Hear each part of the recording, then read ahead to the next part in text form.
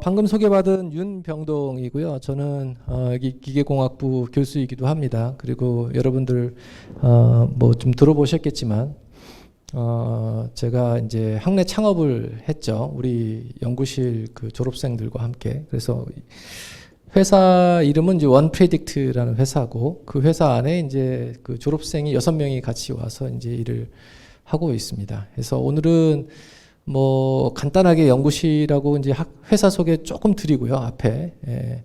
그 다음에 이제 그 뒷부분에는 과연 우리 오늘 그 테크커리어 이제 그 이 행사에서 제가 어떤 이야기를 드리면 좀 유익할까 그런 고민을 했는데, 제가 드리고 싶은 이야기는 여기 나와 있는 이 이야기입니다. 그래서 우리 기계공학도로서의 그 리더십에 대한 이야기는 뭐 많이들 들어보셨을 거고, 근데 그냥 단순한 리더십이 아니라 조금 더 우리가 스케일을 좀 키워야 된다고 생각해요. 그래서 우리 사회에 뭔가 내가 큰 획을 그을 수 있는 그런 디스럽티브한 이노베이션, 파괴적인 혁신을 만들 수 있는 에미의 리더십은 과연 무엇이 있는가, 그런 이야기를, 그런 주제를 가지고 좀 설명을 드리도록 하겠습니다. 예. 간단하게 이렇게 순서를 좀 마련해 봤고요. 연구실은 뭐 이렇습니다. 그래서 뭐 저는 이제 CEO 겸 그 교수로서 이렇게 활동을 하고 있는데, 어제 이제 저희 그 그룹 내에서 같이 저녁 식사를 했어요, 교수님들하고. 근데 교수님들이 그 물어보더라고요. 이 학교에 와서 일하는 마인드셋과 또 회사에 가서 일하는 게 틀릴 것 같은데 괜찮냐. 근데 지금은 좀 괜찮습니다. 근데 처음에는 좀 어려웠어요. 예, 이제 교수로서 생활하는 거는 연구실 학생들과 좀 연구 모드로 이렇게 쭉 가야 되고, 회사는 또 비즈니스 모드로 가야 되니까 약간 이제 그 생각의 어떤 접근 뭐 이런 것들이 다 완전히 틀리거든요. 근데 어느덧 이제 회사가 6년 차가 되면서 그런 것들이 좀 뭐 이제는 좀 익숙해진 것 같아요. 그렇습니다. 그래서 제 소개가 간단하게 있고 뭐 읽으셨을 거라고 생각하고요. 연구실도 한 25명 이렇게 있습니다. 그리고 연구실에 조금 자랑거리 중에 하나는 연구실에서 잘하는 게 뭐냐면 산업 데이터를 굉장히 잘 다뤄요. 그러니까 요즘은 IoT를 통해서 굉장히 다양한 산업 설비에서 데이터들이 모아집니다. 이따가도 그런 비슷한 장표가 있는데, 그 데이터의 양이 지금은 이제 사람이 만들어내는 데이터 양보다 훨씬 커졌어요. 실제 산업 설비에서 오는 데이터의 양이. 그만큼 그 데이터가 이제 효용 가치가 있고, 그걸 잘 활용하면 우리 산업의 인더스트리에 아까 말씀드린 디스럽티브한 이노베이션을 만들 수 있어요. 그런 측면에서의 연구를 하고 있는데, 뭘 잘하면 그 산업 데이터를 기계공학적인 지식과 아까 안성훈 학부장님께서 말씀하신 AI를 잘 섞어서 그 데이터를 누구보다도 잘 분석할 수 있습니다. 실제로 그 대회를 매년 이제 미국에서 이 행사가 있는데 한 30개에서 50개 팀들이 참여를 합니다. 근데 저희가 매년 거의 수상을 했고, 올해도 우리 연구실에서 1등, 2등 했어요. 전체 그 팀들 중에.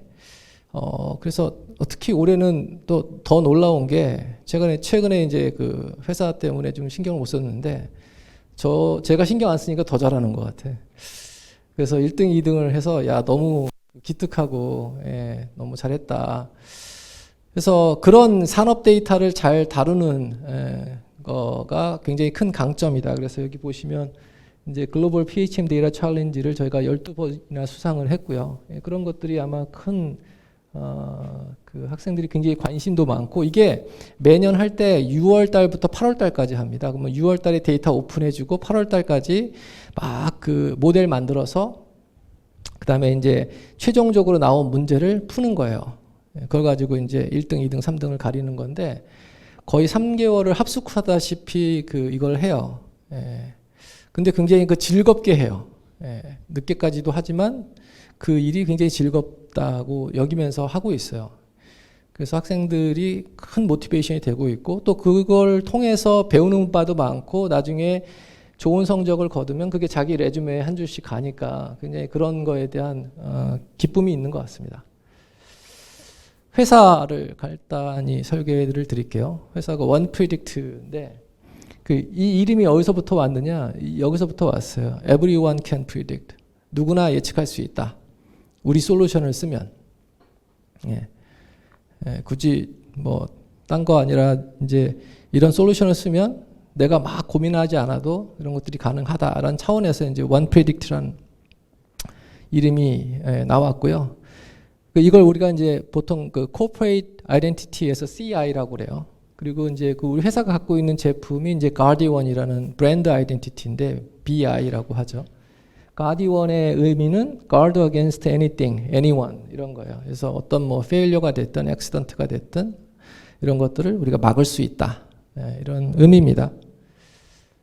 회사는 저희가 AI 회사는 아니에요. 제가 이거 누누이 말씀을 드리는데 AI 회사는 아니다. 우리는 Industrial AI 회사다라고 말씀을 드려요.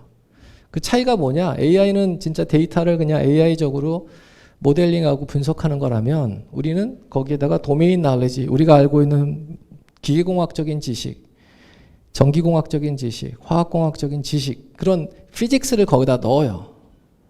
그래서 적어도 그 결과물이 설명 가능하게끔 만들어요. explainable 하게. 그게 큰 차이라고 봅니다. 물론 AI도 explainable AI가 있지만 아직은 사실은 거기까지 가 있지 않아요. 그리고 전체 저희가 이제 어떤 비즈니스를 하냐면 여기 predictive something이에요. 이제 predictive maintenance, predictive quality 이런 것들을 합니다. 그래서 그걸 PDX라고 부르고 있고 한 80명 정도가 있어요. 그리고 대부분 R&D 인력들이에요. 이 분야에 아까도 말씀드린 이제 여러 차례 이런 수상 경력을 가지고 글로벌 리더로서 기술력을 가지고 있고 그걸 비즈니스로 지금 전환하는 단계라고 보시면 되고요. 저희 회사가 이제 퓨처 유니콘 컴퍼니로 저기 선정이 됐고 최근에 이제 CB 인사이트라는 기업에 대한 그 어떤 비즈니스 이제 어널리틱스를 하고 그다음에 글로벌 기업들에 대한 데이터베이스를 갖고 있는 굉장히 유명한 회사인데 여기서 이제 우리 회사를 Advanced Manufacturing 50 그래서 한 5,000개, 6,000개 되는 회사들 중에 저희를 탑 50 안에 좀 꼽아줬습니다. 간단하게 이제 요게 회사 영상인데 요것만 보고 이제 본론으로 돌아가도록 하겠습니다. Have you ever wondered, when a machine fails, how do we diagnose the cause? Field experts do, based on their field knowledge and experience. Not advanced technology nor complex tools. A field expert's greatest asset is their years of experience. But isn't there a better and faster way to find the cause of these failures? A better way to communicate with machines? We've found the solution. Machines are always talking through data. We at OnePredict can use this to make machines smarter with industrial artificial intelligence. Data comes in the form of vibration, currents, speed, and we can structure this data through industrial AI. By using this with our digital twin technology, OnePredict's predictive maintenance solution will be able to reduce downtime due to unexpected industrial equipment failures and accidents, maximize facility utilization by calculating the remaining useful life of machines in advance, as well as provide future conditions of the machines. We create a digital brain for your industrial assets, making them smarter. Our solution is already making waves across industries. What makes us unique is our technology. We've been selected as a future unicorn company. We've won several global data challenges. We've already partnered with some of the biggest industrial players in the world. We're continuously proving our worth in being a global company. And we are constantly aiming to be safer, more precise, and more powerful to bring you the perfect solution. Don't believe us? Look it up. OnePredict. Digital brain for industrial assets. 여기 맨 위에 있는 이 태그라인이 그 회사 태그라인입니다. 그래서 인더스트리얼 애셋들은 여전히 이제 패시브한 시스템들이에요. 이제 거기에 이제 우리 인간의 지능에 해당하는 이런 브레인을 넣겠다. 이런 게 이제 우리의 지향점이라고 보시면 됩니다. 자, 제가 이제 그 두 가지 이야기를 했어요. 이제 그 disruptive innovation, 파괴적인 혁신, 그다음에 ME 리더십. 두 가지 내용을 좀 설명을 드릴게요. 자, 첫 번째. 이 두 가지 박스의 회사들이 보이시죠? 무슨 차이가 있을까요? 이게 누가 봐도 한눈에 알 수 있죠. 이게 과거에 그 영광을 누렸던 회사와 지금 영광을 누리고 있는 회사. 이 두 개의 차이는 뭘까요? 아날로그와 디지털이라고 봅니다. 예. 월마트이 이제 실제 그 커머스한 어떤 빌딩에 이제 거기서 커머스한 활동을 하고 있죠. 근데 그걸 다 이커머스로 바꾼 게 아마존이죠. 힐튼 호텔은 아시다시피 전 세계 호텔에 뭐 수만 개 호텔 빌딩을 갖고 있어요. 근데 그럼에도 불구하고 호텔 빌딩을 한 개도 갖고 있지 않은 에어비앤비 대비해서 시총이 낮아요. 예. 굉장히 상징성이 있는 거예요. 예. 그 디지털라이제이션이라는 게 이런 변화를 일으키고 있다. 예. 사실 우리 생활에 굉장히 큰 변화를 일으키고 있습니다. 그 예로 아마존을 좀 볼까요? 아마존이 1997년도 3G가 나타나기 전에 주가가 얼마였냐면 3불이었어요. 네, 3불. 그게 1년 반 뒤에 3G가 나오고 나서 그리고 1년 반 뒤에 주가가 100불이 됩니다. 30배 이상 오른 거죠. 그때 그걸 우리는 뭐라고 불렀냐면 인터넷 버블이라고 불렀어요. 그리고 올 여름 주가, 올 여름에 사실은 20대 1 스플릿을 하면서 주가가 지금 떨어져 있지만 그거는 이제 뭐 시총이 떨어진 건 아니니까. 올 여름 주가가 얼마까지 올라가냐면 3,600불까지 갔어요. 3불이 3,600불, 1,200배 뛴 거죠. 그 비즈니스는 그 해당하는 비즈니스 섹터는 12,000배 성장을 했습니다. 예, 엄청난 성장이에요. 그럼 이걸 보고 이게 인터넷 버블인가? 그런 의구심이 생길 수 있죠. 예, 그러니까 이 당시에는 시장이 이렇게 클 거라는 거를 몰랐습니다. 디지털 시대가 왔을 때 얼마나 그 시장이 클지 몰랐던 거죠. 근데 이게 이 주가의 이 성장이 그냥 왔느냐? 과연 뭐 아마존이라는 회사가 비즈니스 모델이 너무 좋고 일을 열심히 해서 그런 거냐? 절대 그렇지 않습니다. 예, 아까 말씀드린 것처럼 3G 네트워크가 나오고 나서 3불이 100불이 되고 4G가 나오고 나서 100불이 1000불이 되고 5G가 나오고 나서 1000불이 3000불이 됩니다. 그 얘기는 뭐냐면 인프라스트럭처가 뒷받침이 됐기 때문에 이게 가능했다는 얘기예요. 그걸 다 알고 이런 비즈니스를 진행을 했던 거죠. 그래서 여기서 시사점이 뭐냐면 이런 디스럽티브한 이노베이션은 그냥 오는 게 아니라 그런 인프라스트럭처럴 서포트가 있어야 돼요. 그걸 비즈니스적으로 활용할 뿐인 거죠. 예. 이게 이제 우리가 흔히 얘기하는 디스럽티브 이노베이션이에요. 자, 여러분들 밥 먹을 때 어떻게 합니까? 식당에 갔고요, 옛날에. 그죠? 뱅킹, 은행에 가려면, 내가 돈을 찾으려면 은행에 가고요. 쇼핑하려면 백화점을 갑니다. 지금 어떻게 하죠? 다 모바일로 해요. 예. 이게 디스럽티브 이노베이션이에요. 내가 3,000원에서 5,000원 배달비를 설령 낼지라도 내가 그 온라인으로 주문하는 이유는 뭐예요? 내가 그 시간에 3,000원보다 5,000원보다 더 높은 부가가치를 만들 수 있기 때문입니다. 예. 그렇기 때문에 이게 가능한 거예요, 이 비즈니스가. 그걸 우리는 뭐라고 부르냐면 소셜 라이프에 디스럽션이 일어났다. 자, 그러면 인더스트리는 어떨까요? 인더스트리 한번 얘기해 볼까요? 이제 우리 그 산업혁명 아시죠? 1차부터 4차까지 있었어요. 이걸 해석하는 여러 가지 방법이 있습니다. 근데 이제 이건 내 나름의 해석인데 1차 산업혁명에 뭐가 발견이 되죠? 스팀 엔진이 발명이 되죠. 그게 무슨 변화를 일으키죠? 많은 사람들이 함께 힘을 모아서 만들어낸 동력원을 얘 하나로 끝내버린 거예요. 그럼 반복적인 사람의 노동력을 없애버린 거예요. 2차 산업혁명은 전기가 때마침 발견이 됩니다. 그럼 전기가 무슨 역할을 했어요? 우리 제조 라인에 사람들이 빼곡히 라인에 앉아갖고 손발을 돌려가면서 작업하던 수공예 작업을 자동화시켜요. 사람의 손발의 반복적인 일들을 바꾼 거예요. 그게 부가가치를 만든 거예요. 3차 산업혁명은 인간의 갖고 있는 논리, 인간이 갖고 있는 연산 능력, 이게 반복적으로 일어나거든요. 그거를 인터넷과 컴퓨터로 대체한 겁니다. 지금 나타나고 있는 4차 산업혁명은 뭐냐? 어떤 인프라가 있냐? IoT, AI, 클라우드, 로보틱스 이런 다양한 인프라들이 만들어졌습니다. 얘가 뭐 하는 걸까요? 과연? 논리 연산은 됐는데 지금 우리가 필요한 건 굉장히 고도의 분석, 더 나아가서 의사결정. 그게 지금 4차 산업혁명이 일어나고 있는 겁니다. 이거야말로 브레인인 거죠. 아직 그 웨이브는 오지 않았고 지금 오고 있는 중이라고 저는 보고 있습니다. 자, 이것이 되려면 의사결정을 하려면 뭐가 필요하죠? 데이터가 필요합니다. 데이터.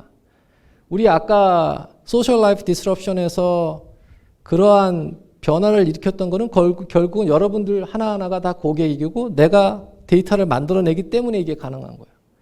마찬가지로 산업에 가면 산업의 설비들이 데이터를 만들어내고 그 데이터를 내가 얻어야 혁명을 만들 수 있는 거예요.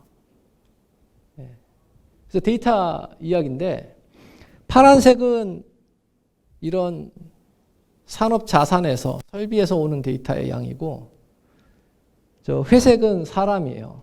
근데 이미 2008년도를 기점으로 해서 사물이 만들어내는 데이터가 사람보다 많습니다. 무려 작년까지만 해도 한 8배 정도 되고요. 2030년이 되면 한 50배 정도 될 거라고 봐요. 어마어마한 데이터죠. 물론 뭐 모든 데이터가 다 유용하진 않아요. 일부 가비지 데이터도 있지만 뭐 좋은 양질의 데이터들도 이제 다소 확보가 되고 있습니다. 그래서 데이터가 굉장히 많다 생각보다. 자, 그럼 데이터 어떻게 다룹니까? 데이터를 다루는 방법? 우리 흔히 산업 뭐 이런 이야기 잘 모르는 이제 신문지상에서는 다 AI라고 통칭을 해요. AI.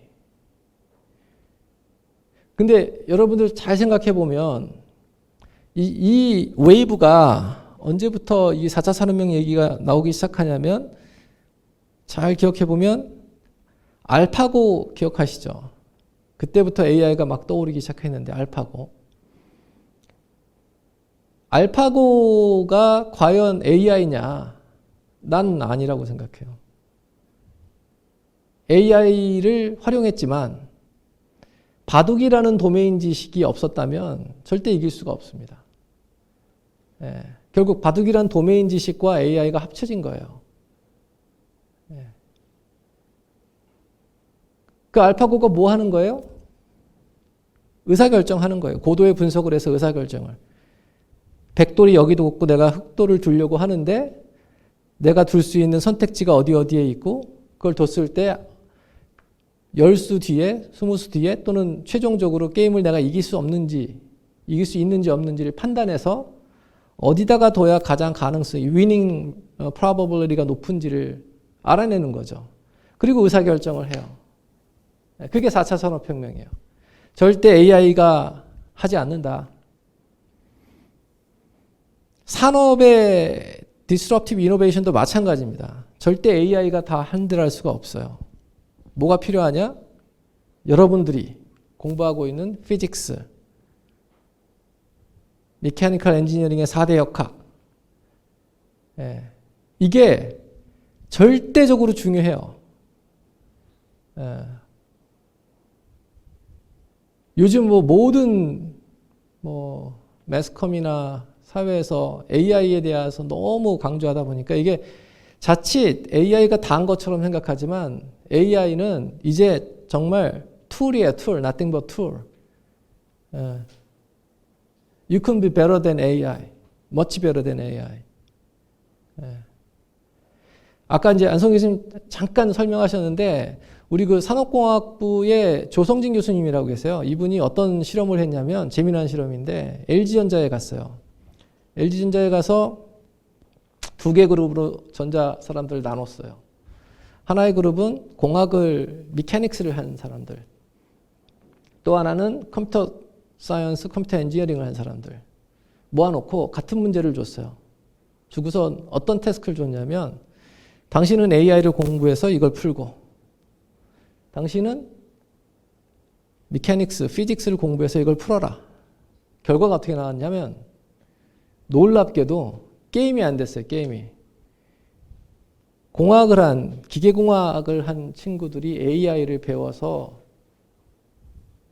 다른 그룹보다 훨씬 더 말도 안 되게 좋은 결과를 냈습니다. 그 얘기인 즉슨 사실 이 피직스는요 하루아침에 안 돼요. 절대 안 돼요. AI는 우리가 한 달, 한 3달, 한 6개월 정도 공부하면 어느 정도 따라갈 수 있어요. 그리고 그거에 관련된 오픈소스가 너무 많아요. 그래서 제 얘기는 뭐냐면 미케니컬 엔지니어링이 일시적으로 이렇게 업앤다운이 있을 수 있지만 절대 얘가 뭐 없어지거나 그렇지 않습니다. 오히려 제가 추천하고 싶은 거는 메카니컬 엔지니어링에다가 뭐 AI도 공부할 수 있고요. 경영학 공부할 수 있고요. 다른 거 공부할 수 있어요. 근데 그 코어만큼은 놓지 마라. 그 두 개를 다른 어떤 거를 내가 섞어서 시너지를 내는 거는 얼마든지 가능하고 저는 추천을 합니다만 코어를 잃지는 마라. 그래서 우리가 원하는 게 뭐냐? 실제 산업 현장에 가면 이런 것들 따져요. 프로덕티비티, 퀄리티, 메인테넌스, 세이프티, 로지스틱스 이런 것들. 이거 다 매뉴얼이 하고 있어요. 매뉴얼하게 사람들이. 그거 어떻게 바꿉니까? 모바일로 바꿀 수 있어요. 디지털 트윈으로. 그게 우리가 부가가치를 창출하는 건 거기에 있다고 봐요. 현장에 계신 분들을 좀 더 나은 일로 배치시키고 오히려 안전하게 만들어드리고 그분이 없어도 생산성을 높일 수 있게 만들어주고 저희가 같이 이제 그 모 화학회사하고 같이 일을 하는데 이 회사의 그 사이트 전체에 모터가 12,000개가 있어요. 그리고 총 6개 팀이 나눠서 이 12,000개를 관리하고 있습니다. 한 달 단위로 해서. 그러면 한 개 팀이 한 200개 모터 관리해야 돼요. 그리고 한 사람당 하루에 20개, 30개를 모터를 관리해야 돼요. 그 얘기가 뭐냐면 매일같이 everyday 사이트에 돌아다니면서 20개, 30개 모터의 소리도 듣고 뭐 어떤 계측값도 찍어오고 또 가지고 와서 사무실에서 분석하고 이 일을 반복적으로 합니다. 매일 눈이 오나 비가 오나 날이 덥나 춥나 상관없이 그게 아까 여기서 말한 매뉴얼한 워크예요. 그거 어떻게 바꾸느냐? 30개 이 디지털 솔루션이 이렇게 있다면 아침에 출근하자마자 보고 또는 출근하면서 보고 30개 중에 21번 모터하고 27번 모터가 문제가 있네. 그러면 나는 나머지는 보지 않고요. 21번하고 27번만 갔다 오면 돼요. 그게 혁명이에요, 혁명. 그러면 매니저 입장에서는 이 사람한테 30개만 맡길 게 아니라 한 300개 맡기자. 그러면 그게 바로 효율성이에요. 그게 우리가 해야 될 일이라는 거죠. 그래서 이게 인더스트리얼 디스럽션이다. 자, 그럼 이거를 하려면 에미는 어떤 리더십, 여러분들은 과연 어떤 리더십을 가지고 가는 게 좋겠냐. 꼭 이제 아까 저런 거를 꼭 만들라는 얘기는 아니에요. 다양한 형태로 우리가 리더십을 발휘할 수가 있습니다. 그래서 그 example로 여러분들이 계세요. 그러니까 여러 경로가 있겠죠. 내가 리더십을 발휘할 수 있는 경로. 이거 외에도 첫 번째, 아카데믹 리더십 발휘할 수 있어요. 공부 정말 잘하고 연구에 능력이 있고 논문 써서 뭔가 내가 그 연구 결과물로 희열을 느끼는 거. 그런 게 막 설레는 사람들은 일로 가는 거예요. 아카데믹 리더십으로. 또 하나는 커뮤니티 리더십이 있어요.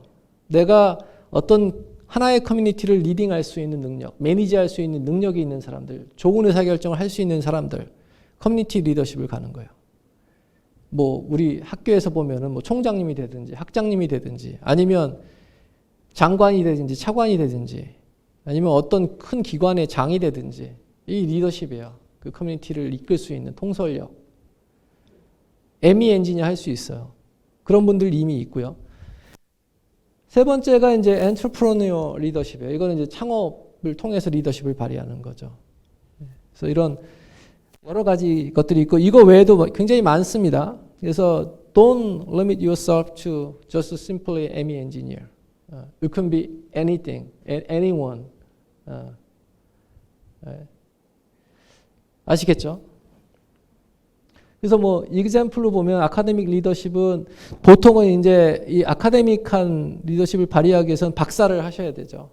또는 박사나 교수, 뭐 연구원 이런 것들을 하셔야 되고 그 과정에서 이제 왕성한 학술 활동을 하시면서 본인의 크리덴셜을 쌓아가는 거죠. 그러다 보면 뭐 석좌 교수, 뭐 국제학회 펠로우, 뭐 SCI급의 편집, 에디터인십 이런 것들이 될 수가 있어요. 여기 우리 교수님들이세요. 좀 전에 안성훈 교수님도 그 CIRP라고 그 매니팩처링에서 가장 권위 있는 학회의 펠로우세요. 그냥 되는 게 아니에요. 그만큼 크리덴셜 잘 쌓아야 되는 거죠. 커뮤니티 리더십. 이건 꼭 뭐 박사를 해야 되는 건 아니에요. 뭐 공무원이 됐다가 그 길을 갈 수도 있고요. 다양한 루트가 있습니다.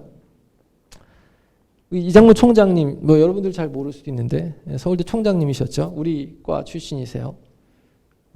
이준식 명예교수님도 교육부 장관 하셨고 유일 명예교수님도 이제 공대 학장님 하셨고 지금 현재 그 대통령 정책자문도 하시고 그 다음에 최근에 은퇴하신 이건우 교수님도 공대 학장이셨어요. 이분들도 이제 ME 엔지니어로서 성장을 했고 그 과정에서 내가 어떤 그 커뮤니티 안에서의 리더십을 잘 발휘하셨던 분들이세요.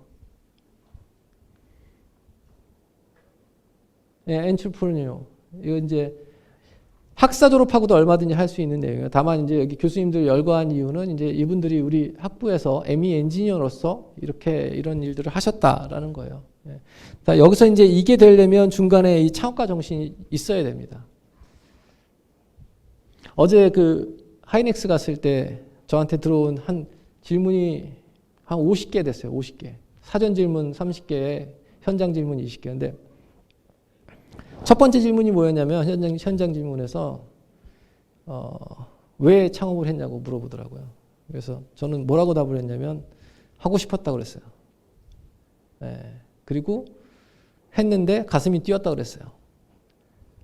제가 이제 교수 생활 12년 차에 창업을 했는데 사실 12년쯤 되니까 이게 뭐 매일 하는 일이 똑같아요. 학교 출근해서 학생들 지도하고 연구하고 과제 제안서 쓰고 논문 쓰고 이런 일들은 반복적이에요. 그러다가 뭔가 좀 가슴 뛰는 일을 하고 싶었습니다. 그래서 창업을 했어요. 후회는 없고 너무 좋고 힘들지만 그래서 근데 그 이면에는 이 창업가 정신이 있었던 것 같아요. 제 생각에는. 그래서 뭐 꼭 일로 가라는 건 아니에요. 이런 어떤 성향이 있으신 분들은 한번 고려해 보시라.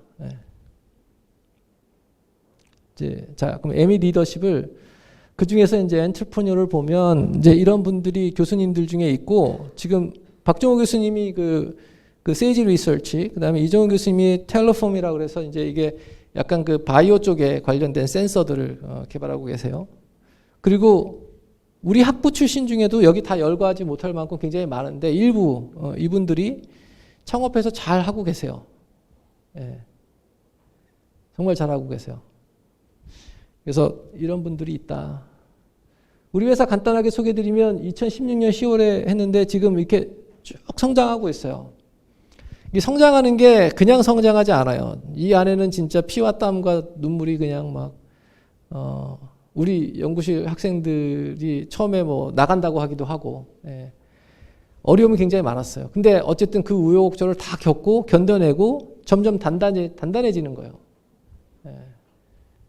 지금 우리 LG 에너지 솔루션하고 이제 당장 다음 주부터 이제 폴란드 공장에 납품하는데 우리 그 연구실 출신이 리더가 돼서 다른 엔지니어들하고 같이 출장 가요. 폴란드에. 그런 것들이 하루아침에 오지가 않습니다. 이런 건 수주하는 게 뭐 몇십억 천억 단위, 몇백억 단위 이런 규모로 되는 것들이라 이게 뭐 벤처기업 1, 2년 해갖고 만들어지는 것들이 아니에요, 절대. 굉장히 이게 인고의 시간들이 있었다. 어려운 시간이 많았다. 그리고 그게 가능했던 이유는 기술이 있었고 그 기술을 가지고 담보로 해서 우리가 약 한 500억 가까이 투자를 받았어요. 그런 것들이 있었기 때문에 가능했고, 그다음에 뭐 하여튼 그렇습니다. 그래서 뭐 이런 제품들, 그리고 처음에는 SI성 뭐 일을 하다가 나중에는 이 도저히 안 되겠다, 좀 수익성 있는 사업으로 전환시키자 해서 제품을 만들기 시작했고, 그게 이제 아마존 AWS 위에다가 우리가 이 제품을 올려놓고 팔고 있어요. 고객들이 그 연간 서브스크립션 피를 내고 사용하고 있습니다. 이게 내가 교수로서 논문 쓰고 논문 쓴 게 뭐 산업체하고 같이 과제해서 뭔가 기여를 하고 이거를 훨씬 뛰어넘는 그 뿌듯함이 있어요. 실제 산업이 아까 말씀드린 대로 모토를 뭐 한 사람이 30대 막 돌아다니면서 하는 이런 활동을 내가 그냥 디지털로 확 바꿔버리면 그건 그 뿌듯함은 이루 말할 수가 없습니다. 그게 디스럽션이에요. 그런 거를 여러분들이 만들어낼 수 있습니다. 그거를 꼭 뭐 산업 도메인에서가 아니라 다른 도메인에서도 얼마든지 이렇고요. 자, 이제 제가 마지막으로 드리고 싶은 말씀이 몇 개 있어요, 말이. 그 다음에 이제 우리 M이 어디로 가야 되느냐, 이런 이야기들 많이 하죠. 뭐 이게 지금 히스토리를 보면 그 답을 좀 찾을 수 있다고 좀 생각하는데, 첫 번째, 1800년대 그 피직스는요, 그때는 미케니컬 엔지니어링이라는 게 없었어요. 그죠? 피직스가 있었어요. 매스매틱스하고 피직스. 그때는 뭐 했냐면 다 이론역학이었어요. theory. 1950년대까지는 어떤 일이 또 벌어지냐면 그 이후로 실험역학이 굉장히 활성화됩니다. experiment. 실험역학에서 대부분 논문들도 그렇고. 그 다음에 최근까지 2010년까지는 인터넷하고 컴퓨터를 통한, 물론 뭐 실험역학은 그대로 계속 베이스 라인에 깔려 있는 거고, 거기에 더 얹어진 게 이런 이제 컴퓨터를 활용한 역학들이 굉장히 많이 나타났죠. 최근에 거의 여러분들 모든 연구실 가보면요, 다 AI 해요. 근데 AI만 하는 게 아니라 피직스에다가 얹어진 AI를 해요. 그래서 당분간은 아마 물리와 데이터를 기반으로 한 역학이 굉장히 중요해질 거다. 뭐 그 이유는 잘 모르겠습니다. 어쨌든 이런 방향으로 흘러간다. 여러분들이 꼭 인지하고 계시고요. 제 경험을 좀 말씀을 드리면, 뭔가 내가 그래도 이 사회에서 기여를 하고 가고 싶고, 내가 성장하고 싶고, 그러기 위해서는 제일 첫 번째, 여러분들이 필요한 애티튜드 중에 하나는 도전과 실패를 즐겨라. 이런 얘기 뭐 많이 들어봤을 거예요. 근데 여기에서 한 가지 키포인트가 뭐냐면, 도전하고요, 실패하고, 실패해도 낙담하지 마시고 거기서 레슨 런드 프로세스를 꼭 가져가세요. 실패해도 거기서 내가 얻을 수 있는 게 있어요. 레슨 런드 프로세스 중요합니다. 내가 뭘 잘못했고 뭐가 문제였고, 그 내가 다음번에 이런 일을 할 때는 어떻게 내가 할 건지를 알아야 돼요. 두 번째, 생각보다 답이 멀리 있지 않습니다. 현장에 있습니다. 내가 풀고자 하는 문제, 그 현장에 답이 있다. 그 현장을 알려고 굉장히 많이 노력을 해라. 우리 같으면 이제 뭐 산업 현장이 될 수도 있고, 제조 라인이 될 수도 있고, 아니면 뭐 디지털라이제이션 관련된 뭔가가 될 수도 있겠죠. 그리고 결국 저 또한 제가 나이가 50이 넘었는데, 근데 우리 그 큰애가 여러분들 또래예요. 그 친구도 지금 기계공학과 컴퓨터 사이언스를 복수 전공하고 있어요.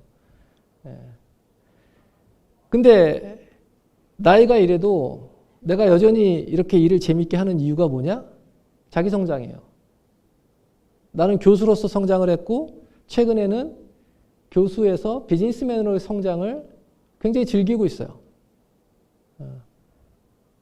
그래서 여러분들도 자기 성장을 즐겨라. 자기 성장을 하기 위해서 중요한 두 가지가 있습니다. 하나는 뭐냐면, 내가 리더십을 발휘할 수 있는 나하고 같이 일하는 컬리그들이 있어야 되고, 나의 리더십을 계속 키워줄 수 있는 나의 멘토가 있어야 돼요. 멘토를 찾는 역할을 찾는데도 시간을 기울이셔야 돼요. 그래서 제가 생각해 보니까 이게 뭔가 사람이 의미 있는 일을 하려면 세 가지가 좀 필요하더라. 근면자조부터. 이게 약간 라떼는 같은데 근데 진리예요, 진리. 우리 흔히 그 얘기하죠. 뭐라고 그러죠? 워라벨보다 더 중요한 게 일단 내가 한 번쯤은 인생에서 진짜 열심히 해봐야 돼요. 그래서 어느 정도 내 베이스라인을 끌어올린 다음에 워라벨을 해도 돼요. 늦지 않아요. 네. 처음에 근면해야 돼요. 근면 진짜 열심히 하고 뭔가 보여줘야 돼요. 네. 그리고 자기 스스로 자기 발전을 위해서 애써야 돼요. 아까 말씀 자기 발전. 그리고 이제는 사회가 워낙 복잡다양해져서 나 혼자 잘할 수 없어요. 내 주변의 컬리그하고 같이 잘할 수 있게끔 협동을 해야 돼요. 이 세 가지가 정말 중요해요. 네. 이상 발표를 마치도록 하겠습니다. 혹시 저희 회사에 관심이 있는 나중에라도 있으면 여기 밑에 원 프로젝트 리크루트 여기에 연락을 주시면 좋겠습니다. 감사합니다. 예.